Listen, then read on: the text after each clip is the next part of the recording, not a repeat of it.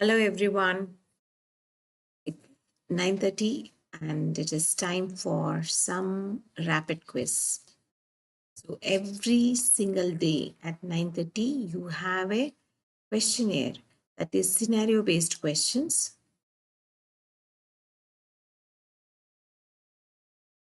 All these are scenario based questions and it has the difficulty level which is little high, and also these questions are very very important because they make you think and relate it to the your theory whatever you have studied.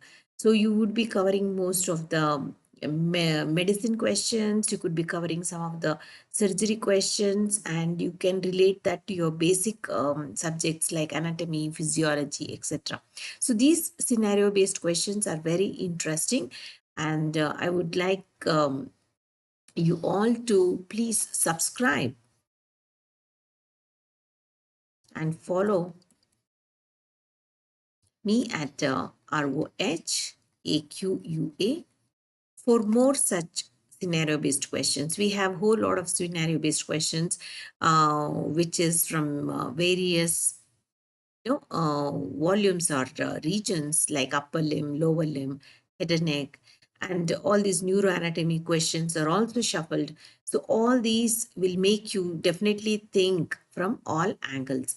So follow me at ROHAQUA, and you can also avail some discount when you use the code ROHINI. So this is very important that you use to avail 10% discount. So right now you are watching me on YT, that is YouTube, 9:30 scenario based questions, that is rapid quiz, and I also have another session at 6 p.m. every day, and then I also have another session that is with the special class. So special class is at 10:40 daily. You will get a notification, and also at 8 a.m. daily. So 8 a.m. please look forward for the special class. These special classes come loaded with all the information.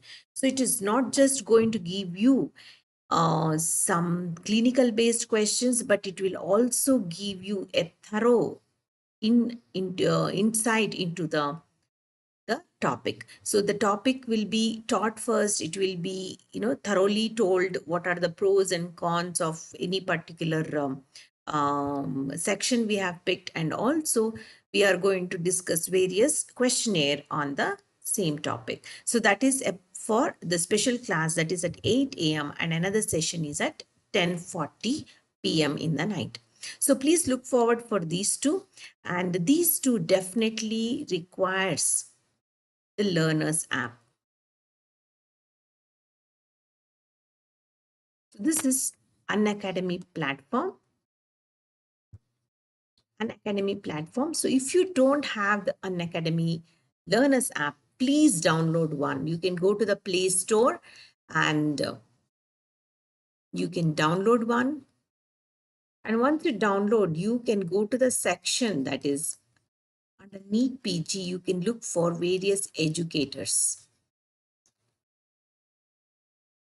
So various educators, you can find them under my name, that is ROHAQUA. You should be able to find all the videos that I have posted, all the class videos that I have posted. You can also procure the PDF format of all the videos that I have posted. So it will also have all the explanations written very neatly, and you will be able to understand what exactly was taught in the class.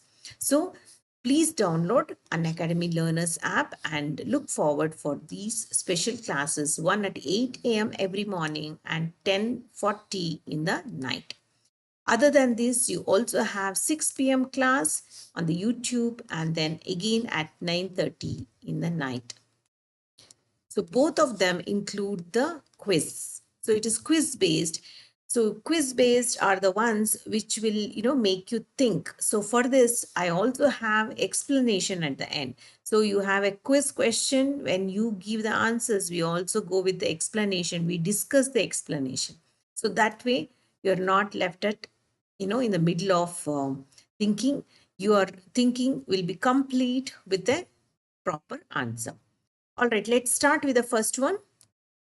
Okay, you are talking to Dr. Rohini, and then I have about 10 years of experience, which is both in India and abroad. So that experience actually gives me a pride moment because an academy platform has chosen me for teaching of anatomy subject. So anatomy subject is a basic subject which is taught in all the exams. Like before you take any exam, anatomy is something that is a must know subject. So you have to know this subject very well. Only then you can attempt all other questions.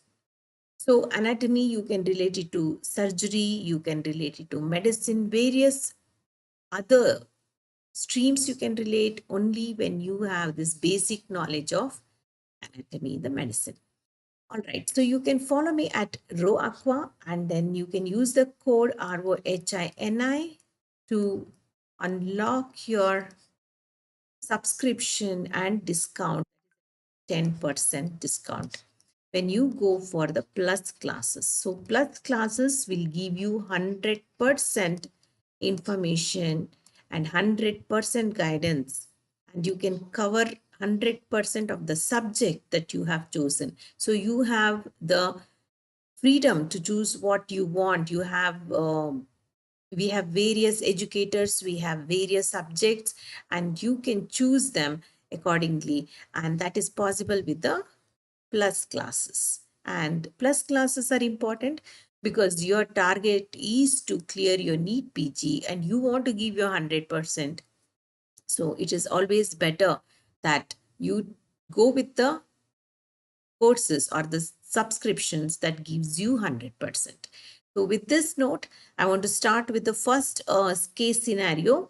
Just have a look at this. Before taking an arterial blood gas sample at the wrist, Allen's test is performed. So you have this Allen's test that is performed. Pressure is applied firmly. So what is Allen test? We'll see. Pressure is applied firmly to the wrist, lateral to the tendon of flexor carpi radialis. So this is radialis tendon, pressure is applied. And just lateral to the tendon of flexor carpi ulnaris. Okay, the hand goes white. So now here you have to apply pressure on these two tendons on the lateral side and also onto the other side. So both the lateral side, if you apply, the tendon is on the inner aspect. So that way you are trying to compress the arterial blood that is present in both the ulnar and the radial arteries. So now here the hand will go white when you do that. The pressure point lateral to the flexor carpi ulnar is released. So you are releasing the ulnar side pressure and then the hand will suddenly turn pink. That means the blood starts flowing through the ulnar.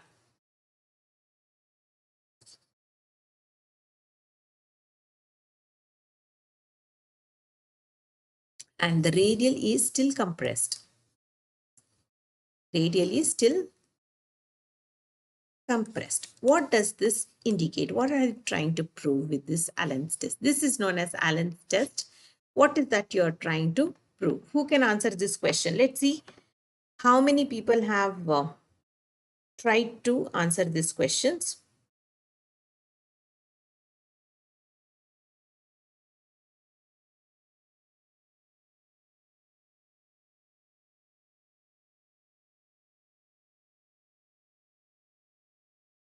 Anyone who has tried?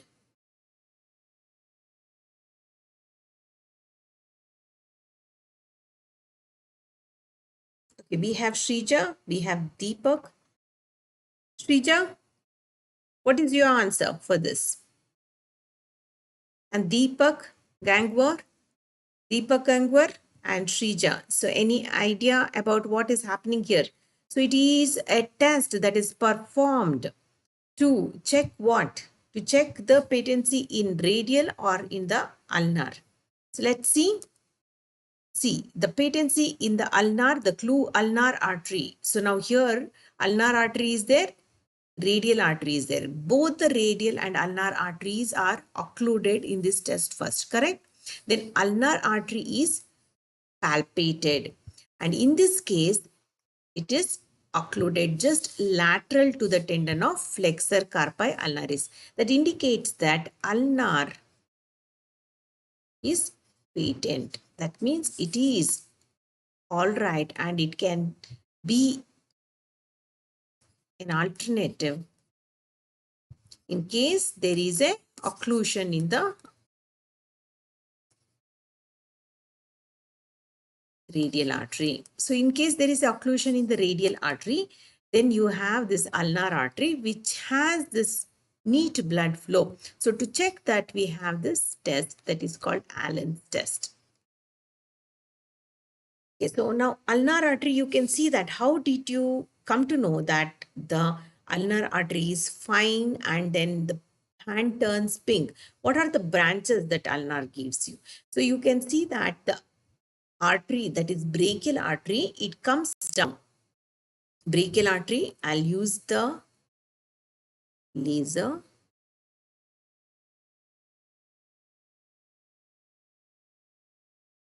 So you can see that the brachial artery comes down and it at the neck of this radius, it divides into radial artery and the ulnar artery, two arteries. So once it divides into radial and ulnar, you can see that the radial forms the deep palmar arch. The radial forms the deep palmar arch, which is at the level of the proximal border of extended thumb.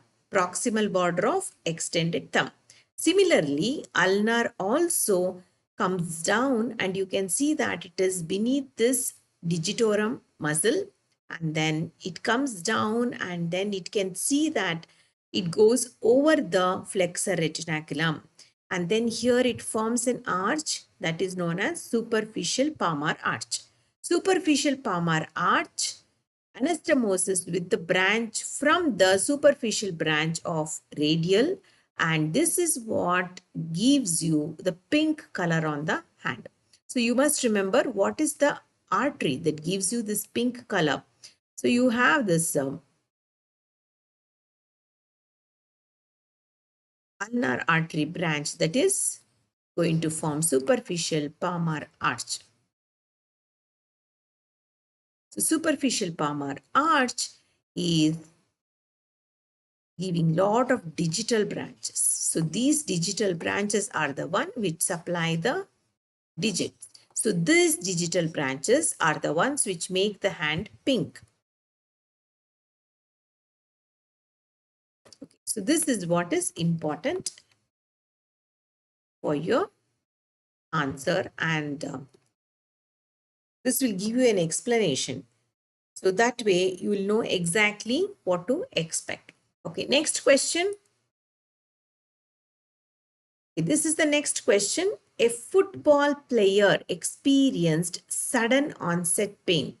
Okay, he experienced a sudden onset pain and a popping sensation. So he experienced a popping sensation, locking and instability of the knee joint. So there are so many things that is listed.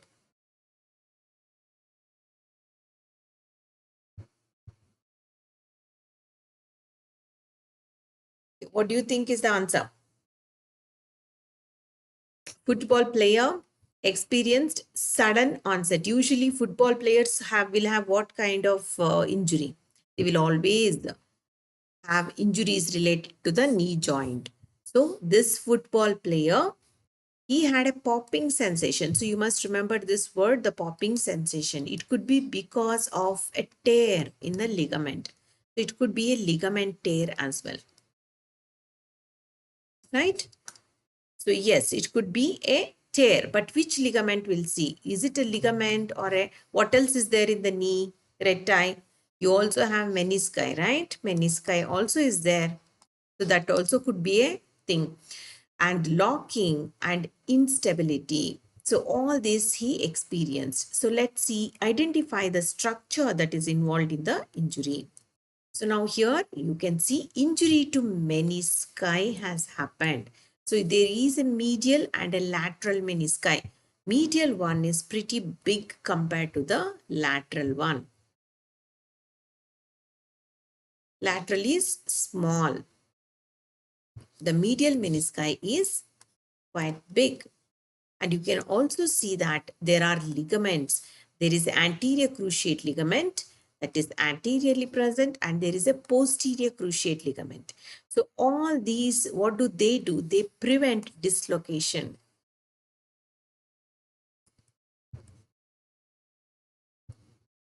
They prevent the dislocation of tibia and the femur. Now, in this case, if you have heard this popping word, then immediately you must remember it has something to do with the menisci. So, menisci is a pretty strong structure. It is white fibrocartilage. So, unless there is a real forced pulled thing, this will not break. So white fibrocartilage is very strong compared to the other two types of cartilage. So unless it is really pulled and tucked, it will not break. So when such a condition is present, you will definitely hear it from outside. The popping sound you will definitely hear. And that's why it is very clearly mentioned that the popping sound and sensation was heard, and then there is a sudden onset of pain, because the immediately when such a thing happens, there is a dislocation of tibia over the femur, and this is what has happened in this case. So football player, when they mention, you must immediately remember that they are talking something about the knee joint. Okay, next one. All right, so we have next question. Diagnose. What do you diagnose?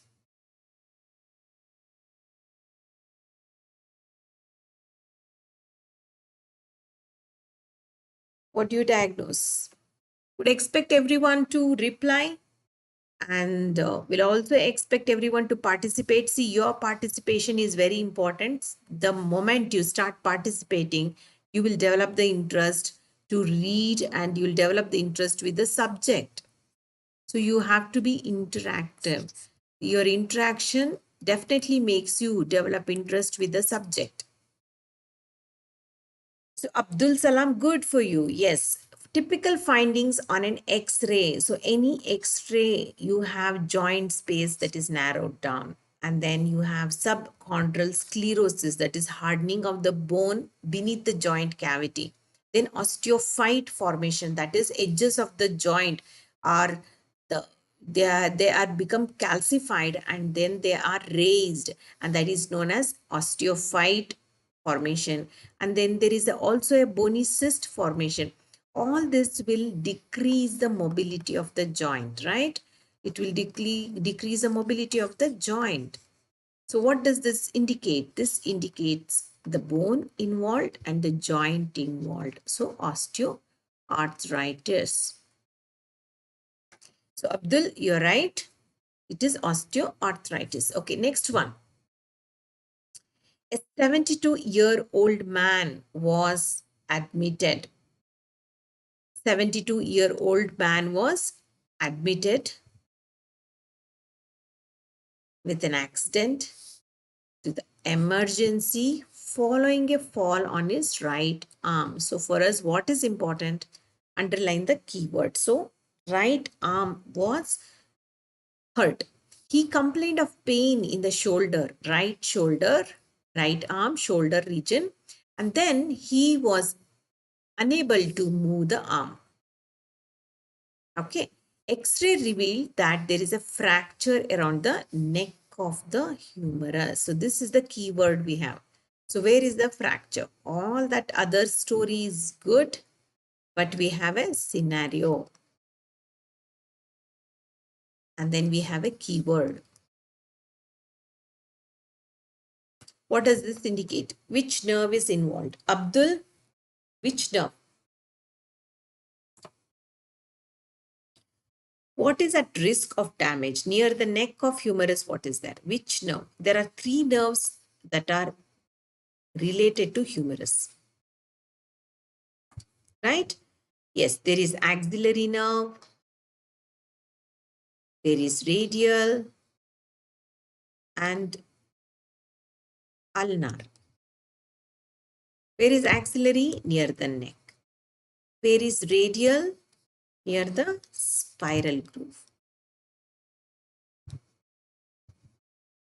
of humerus. And ulnar is near the medial epicondyle.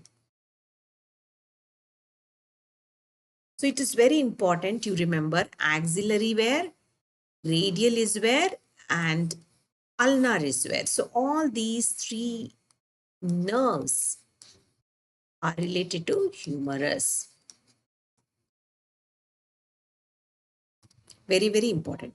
So since near the neck you have this axillary nerve and it also supplies the skin around that area. So skin around the regimental badge area it supplies. So it's a very important thing. So all this old age, all these things are just, misleading. It's just going to mislead you. So you have to look for always for the keyword, which is more important. You have to shorten the story and try to extract only what is important to you. Next, the clue says the anterior and posterior circumflex humeral arteries. So there is anterior and posterior circumflex humeral arteries. And then you also have surgical neck and then axillary nerve.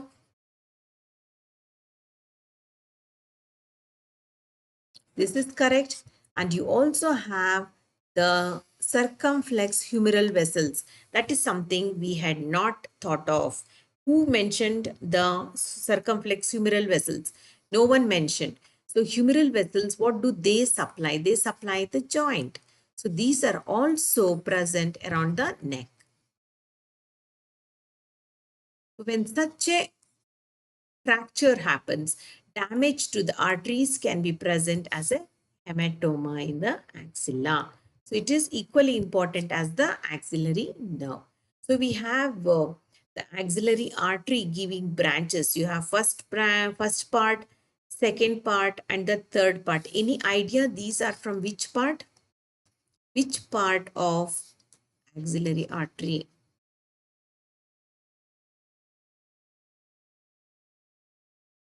These are from which part of axillary artery? Any idea? We have Karab Singh, Meena, and then we have Red Tie, Abdul answering. But what is the answer for this? Which part of axillary artery? Anybody? We have first part giving only one branch. Second part giving you two branch. Then there is third part which is giving you three branches. So it is the third part of axillary artery. Okay, next question. All right. An elderly, yes, red tie, it is the third part. An elderly lady was having a central line, okay, that is inserted in the theater. Here, they're talking about the operation theater. The anesthetist inserted the needle under the right clavicle. So, right clavicle, there was this insertion of the central line. So, what happened? Afterwards, she became very breathless. Okay, she suddenly underwent all these experience. That is, she became breathless and hypotensive as well. So when a chest x-ray was taken, after that, they revealed that there is a large hemothorax which has freshly happened. So what do you think? Which vein has most likely been damaged? Now there is right clavicle. You remember right clavicle is there? So near that, which vein is present? Which vein? Behind the clavicle. It has to be behind because clavicle is very superficial, right? It is very superficial structure. So behind the clavicle, you have a groove for subclavian.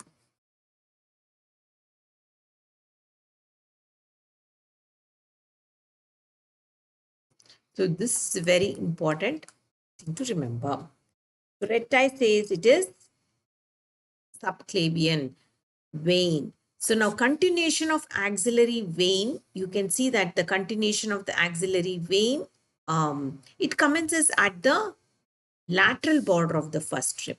So lateral border of the first strip will be here. Lateral border of the first strip, that is where it is. And then it ends when it joins with the internal jugular. So you can see that this is the brachiocephalic. What is this? This is internal jugular vein. So internal jugular and this vein, the subclavian, here they meet and they turn downwards into superior vena cava. Sorry, the brachiocephalic vein. So there is right brachiocephalic and left brachiocephalic. They form the superior vena cava. So that is what happens.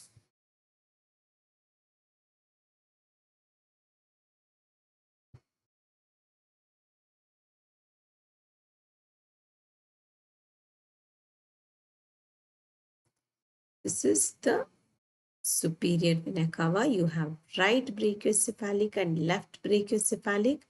And then you have in jugular vein, and then you have the subclavian vein. Okay, so this is what you have to remember. All right. So now here, what happens when it joins with the internal jugular vein? It forms the brachiocephalic, like I mentioned it, and then incorrect needle insertion. So if the needle is not inserted, needle is incorrectly inserted. So you might have damaged the pleura because the lung extends from the fourth rib. Now here it is up to here and the root of the lung extends up to there. This is the apex. Apex up to, it crosses the first rib. So that is the apex of the lung. So now here, since the lung lies behind it, the needle has also damaged the pleura.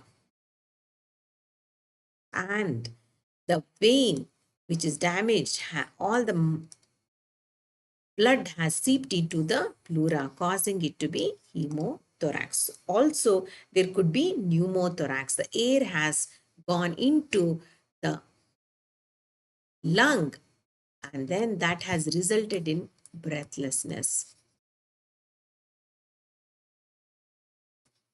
Okay, so you have blood in the pleura and then you have air in the pleura. So both the conditions you can see in this particular scenario. All right, next, let's move to the next one. Okay, so a medical student, now here this one says a medical student is trying to take blood, okay, from a patient. But the patient has very poor veins. He has no good veins and he has got poor veins. So it is very difficult to palpate. So he just gets bored and he just blindly inserts the needle over the radial border of the forearm. So radial side of the forearm, thinking that he might hit some proper vein. So which vein he's aiming at? Which vein do you think he is trying to palpate? So which vein is present on the radial side? Radial side is which vein? We are talking about superficial veins. Anybody? Anyone who can answer this question? Yes, Shrija, it is cephalic vein. Let's see if the answer is correct. You're right. It is cephalic vein. Remember, cephalic vein takes a longer route like this and it also pierces the clavipectoral fascia. So remember C for cephalic and then we have clavipectoral fascia. Okay, so it pierces the clavipectoral fascia and this is present laterally. And there is this B that is towards the body is present, is basilic. So here the student is trying to aim at the cephalic vein so that he can get to the vein. And then that is subcutaneously in the lateral part of the forearm and arm it is seen. And then it is also present on the lateral aspect of the biceps. This will be biceps. This is deltoid. Okay, so you can see that in the groove, cephalic vein, you can see in the groove that is called deltopectoral groove. Okay, that is called deltopectoral groove. So there could be a question where they can ask you, what is the content of deltopectoral groove? So content is the cephalic vein.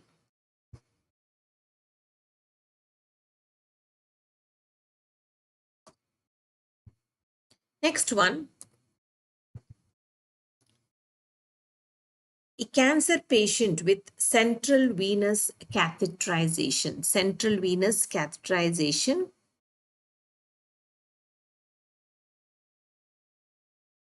Okay, before this, we have a question from Red Tie. I did not notice that.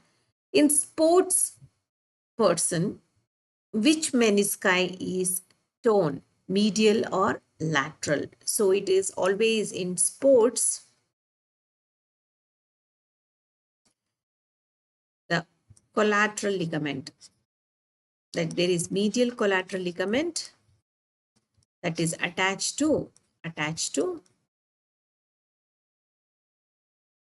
medial menisci.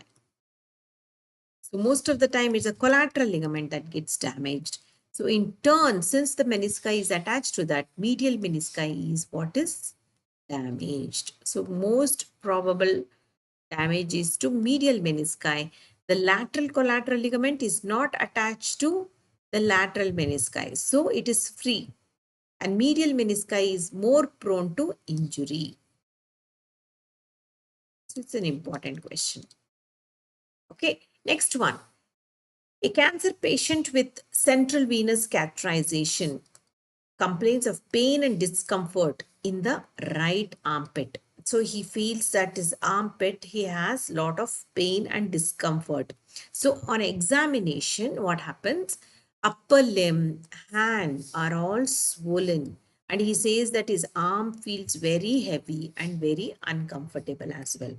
So now on Doppler ultrasound, subclavian vein was very proper.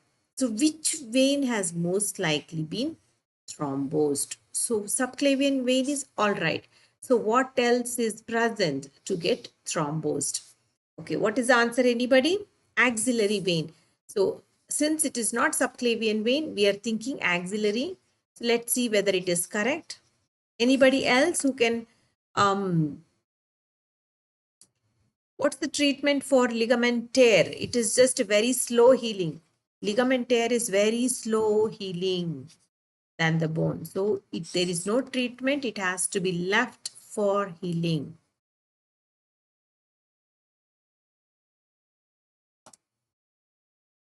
So it will take more time than the healing of the bone. Ajinkya. All right. So it's just like Ajinkya Rahane. It's nice name. Okay, next we have the axillary vein as the answer. Shrija gave the name, the answer, axillary vein. So now here, why do you think this is the answer?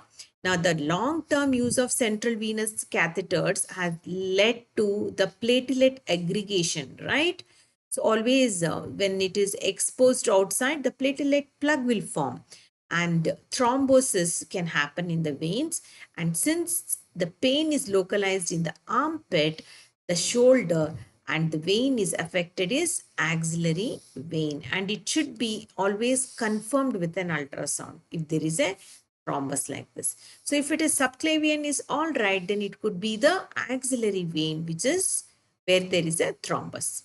Okay, so it could be either way. It is the continuation of the same thing. Axillary continues down as the subclavian. So it could be way behind. All right, next one. Okay, who can answer this question? Young girl, she tripped and she fell. So you have to just imagine. Please imagine all these scenarios. Okay, imagine all this. She tripped and she fell, putting her left arm through a glass door. Okay, there was a glass door. She hurt her hand and she had lacerations medial to anterior aspect of her left upper arm, 3 to 4 centimeters above the medial epicondyle.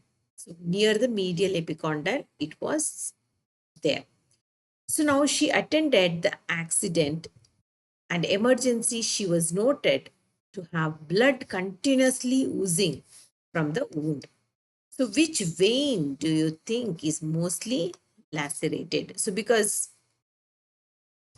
which vein do you think is present here? 3 to 4 centimeters above the medial epicondyle. Which side? Which is medial side? Lateral is which one? Medial is which one? Which vein?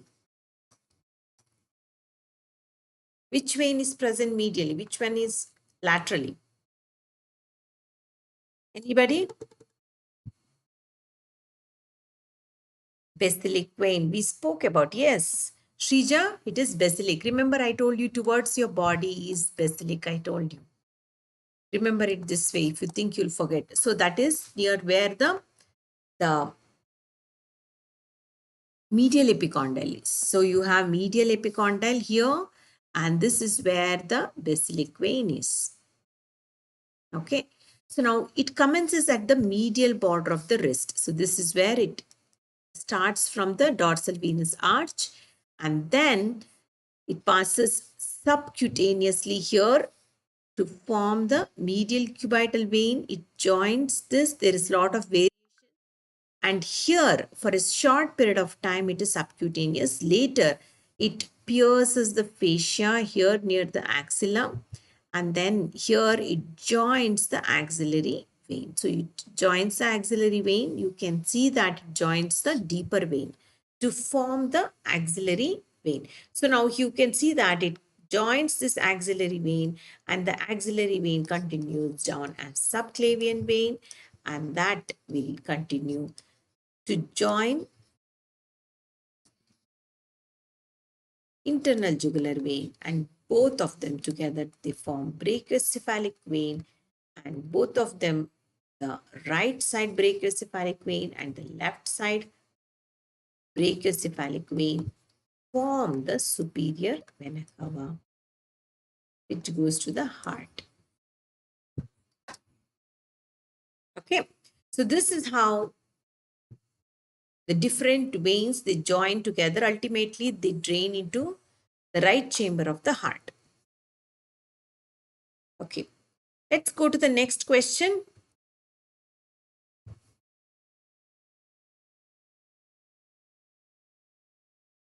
Okay, we have a next question. Let's see.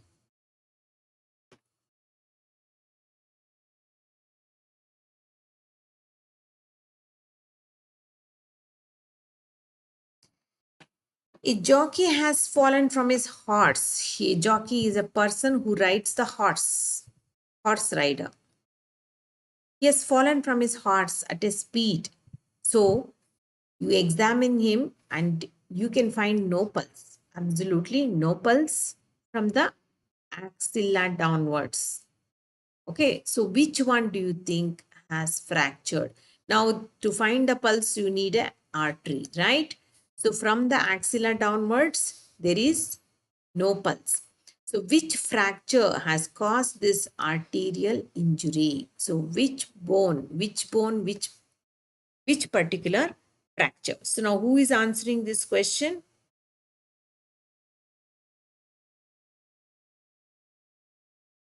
Anyone who can answer this question?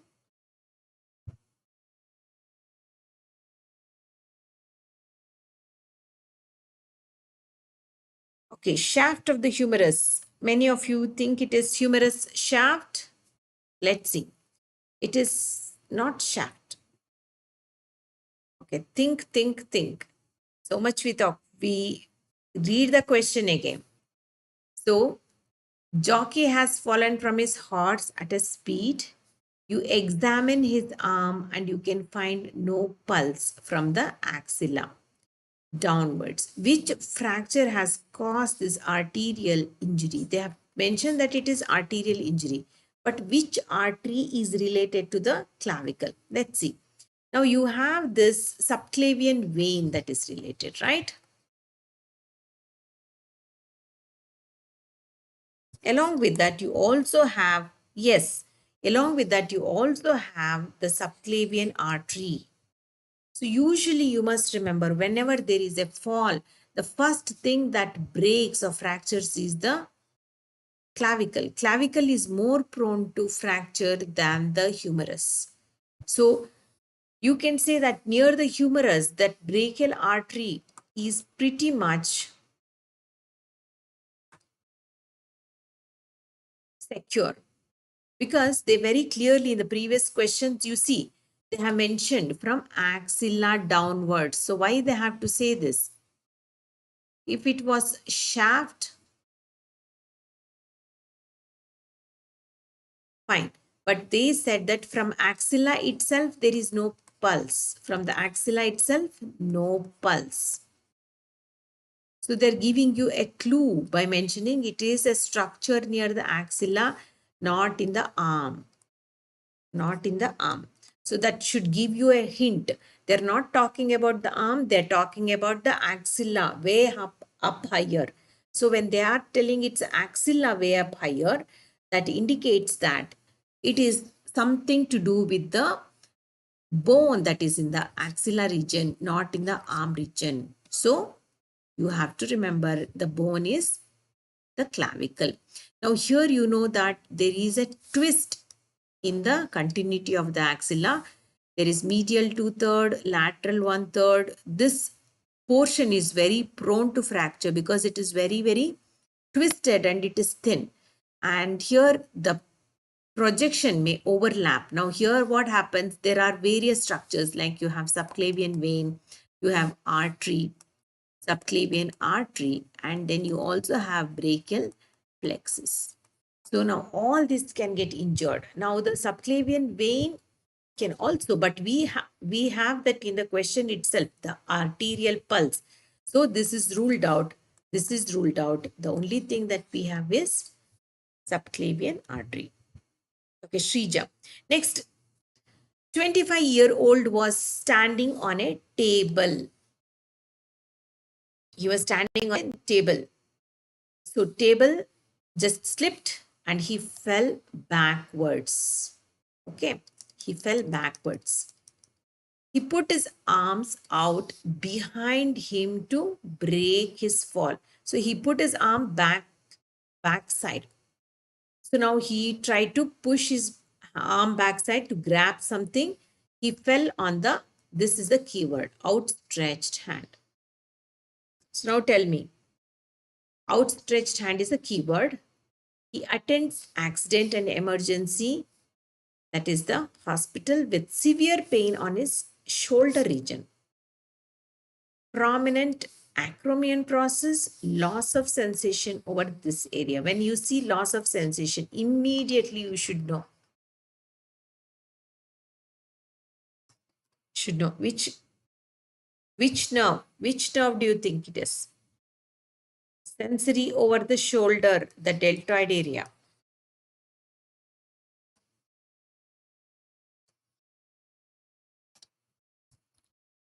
Deltoid area, sensory over that area is by axillary.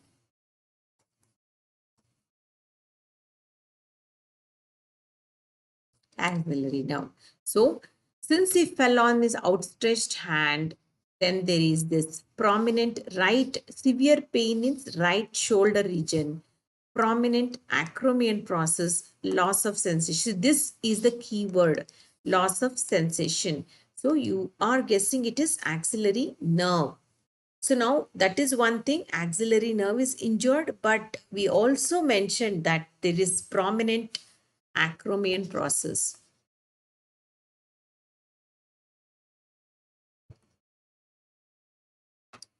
So when there is a acromion process is prominent, that means the humerus head is slipped. So there is a dislocation. So there is this anterior dislocation of the humerus head. That's why the acromion process is very, very prominently seen. Otherwise, it will not be seen that easily. So that indicates that, see, this seen by prominent acromion process. This should give you a hint that it is anterior dislocation. Okay. Now here, the most common dislocation that is fitting with this history is anterior dislocation of the humerus head. Then loss of sensation will tell you that there is damage to axillary nerve. So there are two things that is happening. One is axillary nerve damage.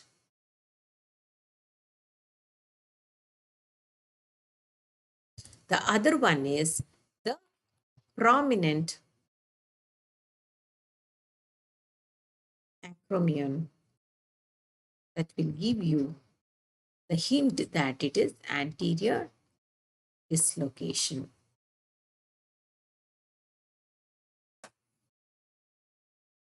Anterior dislocation. All right. Next one, a 16-year-old. A 16-year-old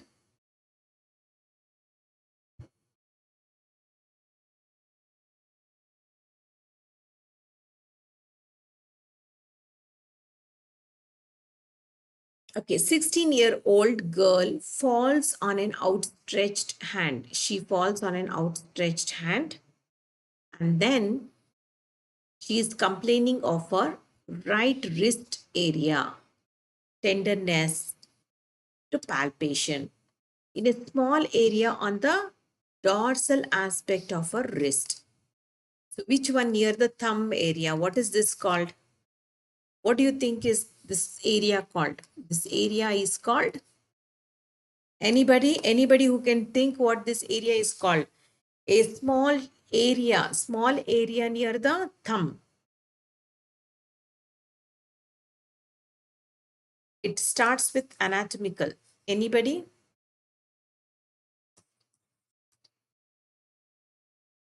Anyone who has read this will know. Upper limb. Anatomical snuff box. Yeah, it is called anatomical snuff box. So this has various structures. One of the structure is cephalic vein. Then you have the styloid process of the radius. Then you have one more structure, that is radial artery. You can see the pulse of radial artery in the anatomical snuff box. Then one more important thing is the scaphoid.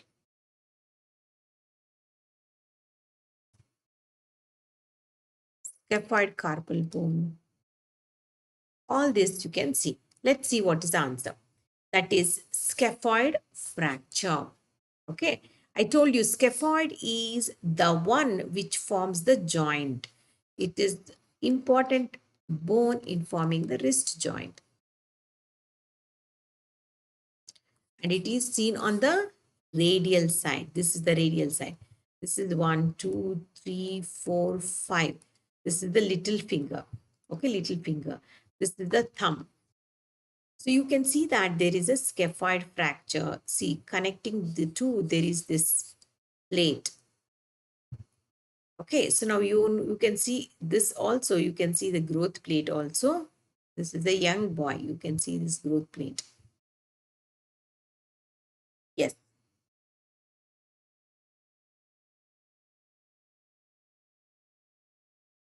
We are not talking about any cephalic vein cephalic vein is also a content of anatomical snuff box, because it starts from the lateral aspect of dorsum of the hand. Then it passes through anatomical snuff box. Then it goes to lateral epicondyle. Then it goes to lateral border of biceps. Okay, then it goes to pierce the clavipectoral fascia, and then it joins the axillary vein.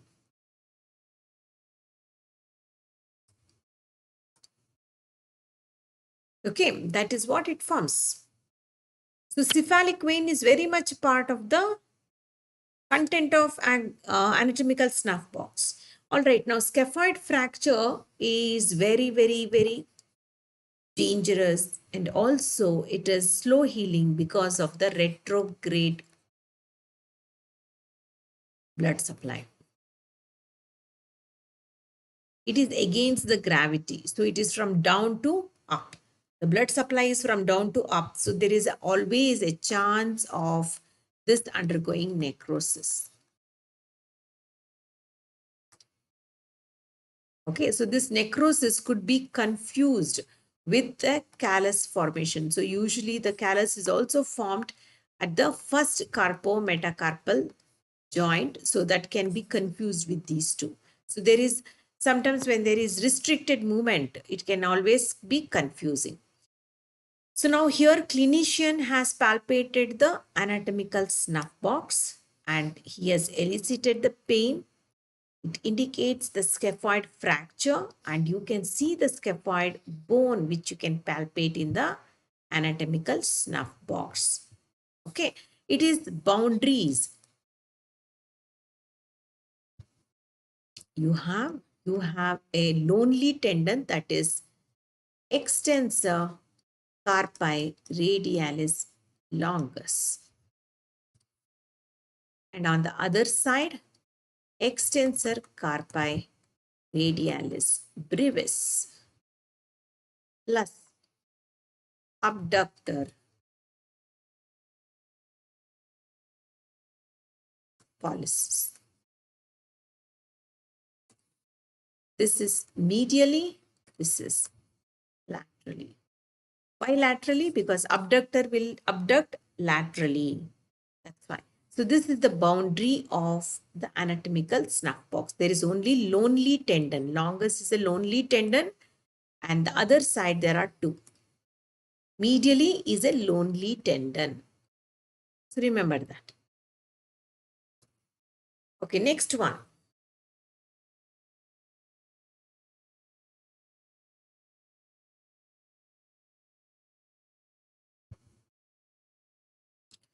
Who can answer this question? Where does the entrapment of supraclavicular nerve happen? So the supraclavicular nerve can get trapped. Where do you think it can get trapped during its course and supply? So you know that supraclavicular nerve is an important nerve which forms anastomosis, right? Anastomosis around the scapula. So it is on the dorsal aspect, not on the ventral aspect. It is coming from above. It is supraclavicular, above. So above to down. So what do you think is the place where it can get trapped? What is the foramen that it passes through?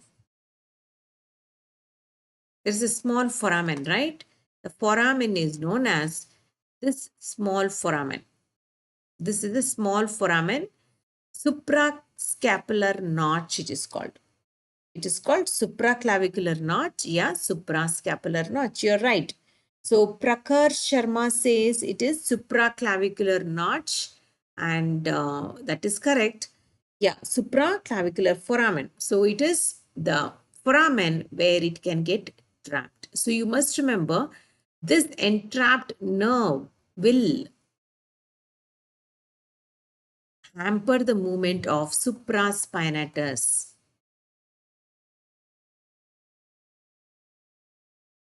What is the action of supraspinatus? Anybody?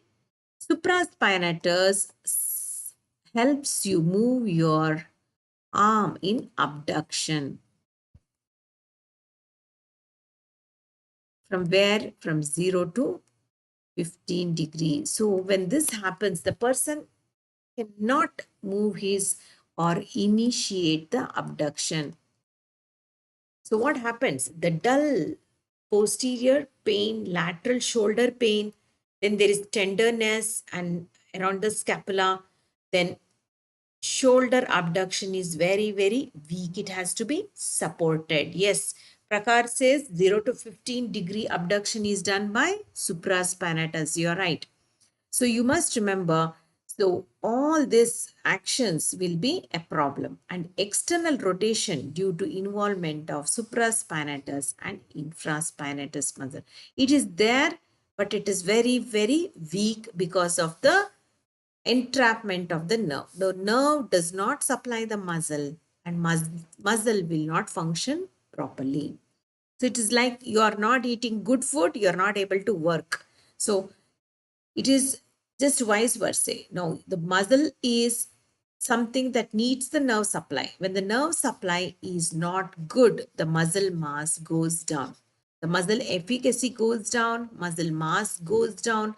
All that related to this action of the muscle will come down when the nerve supply is not good. So it's very important. Whenever we talk about nerve, you must remember in terms of action. If the blood supply is cut off,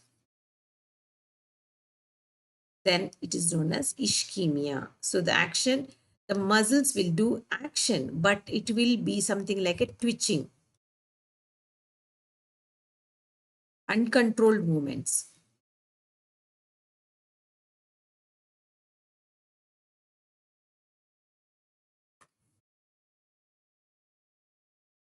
So this is the thing. So now here, if you have understood and able to follow all these questions, please follow like. This is very important to us. You follow like. My name is Dr. Rohini. I'll be teaching you anatomy. I could be in the future teaching you micro as well and physiology as well. So kindly follow and subscribe so that we get motivated to give you very good questions and MCQs and scenario based questions to come up with a lot of good interactive things so that you are on your toes and working hard towards your goal, that is to clear your NEET PG. So it is always the tricks and other things that is important to clear your exams. So tomorrow we are going to have some short sessions on various things, that is strategies to remember all this. Watch, view all this and take it into consideration and do well in your exam. All the very best to you. So take care, and this is me, Rohini, signing off. You have to have a learner's app as well to access the classes that is done on the special class platform. So special classes are only for those who have got the learners app. So please download this learners app and also give your proper email ID so that you can be getting the updates and notifications related to the classes that is held, and also you will get PDF format of the notes which you can download, which is being used for the class. So all these notes are very important for friends. So you can refer back to this whenever you study or whenever you revise all these PDF notes which are written like this. It looks like how we have written. So it will make you recall whatever was taught in the class. So it's very important. So please download the Learners app for your special classes, and your plus classes subscription is even more important because this gives you covers 100% of what you are actually looking for. So you are looking for your 100% clearance in your NEET PG exams. You need this, that is plus subscription, which gives you maximum benefit in a short period of time. So you can look for all that. So first like and follow so that you can interact more in the coming classes. So every day we have a class at 6 p.m. YouTube, that is MCQs, and then you have one at 9:30, That is again YouTube. That is also MCQs. And then we have one at 8 a.m. every single day. That is with the special classes. Again at 10:40, you have special classes. So all this is for you to keep you on your toes and prepare yourselves for the exam. So me, Dr. Rohini, signing off, and thanks for participating. You have a good night.